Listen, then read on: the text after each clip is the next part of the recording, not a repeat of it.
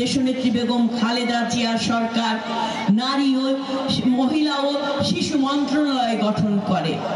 এখন আমাদের জানা দরকার, আগামী দিনে বিএনপি যদি ক্ষমতায় আসে, বিএনপির ভারপ্রাপ্ত চেয়ারম্যান জনাব তারেক রহমান, যিনি গণমানুষের নেতা, যিনি অধিকারের কথা বলে, ন্যায়ের কথা বলে, যিনি বৈষম্যহীনতার কথা বলে, সেই সংগ্রামী নেতা আমাদের নারীদের জন্য কি কি ভেবে রেখেছে আমাদের জানা দরকার। মায়েরা, তিনি অঙ্গীকার করেছেন আগামী দিনে বিএনপি যদি আপনাদের ভোটের মাধ্যমে যদি ক্ষমতায় আসে, দেশনায়ক জনাব তারেক রহমান অঙ্গীকার করেছেন প্রত্যেকটি ঘরে আমরা একটা করে ফ্যামিলি কার্ড প্রদান করব।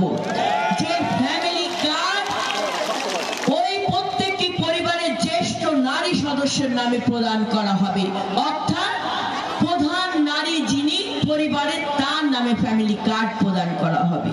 সেই কার্ডের মাধ্যমে আপনি আপনার নিত্য প্রয়োজনীয় দ্রব্যগুলো কিনতে পারবেন, আপনি আপনার সমস্যার সমাধান করতে পারবেন। প্রতি মাসে ওই কার্ড স্ক্র্যাচ করে আপনি কারোর কাছে না যেয়ে আপনি সরকারি নির্দিষ্ট প্রতিষ্ঠান কিংবা দোকানপাটে যেয়ে আপনি 2,500 থেকে 3,000 দ্রব্য ক্রয় করতে পারবেন। মা বোনেরা, এতে করে কি হবে?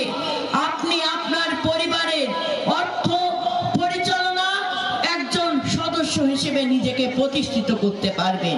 আপনি আপনার পরিবারে একজন সিদ্ধান্ত গ্রহণের ব্যক্তি হিসেবে আপনি নিজেকে প্রতিষ্ঠিত করতে পারবেন। আপনার পরিবারের পুরুষ সদস্যের সাথে আপনিও আপনার পরিবারের একটি গুরুত্বপূর্ণ ব্যক্তি হিসেবে মর্যাদা পাবেন। দেশনায়ক জনাব তারেক রহমান তিনি বলেছেন, প্রতিটি সন্তানের স্বপ্ন পূরণের পাশে রাষ্ট্র হবে তার সঙ্গী।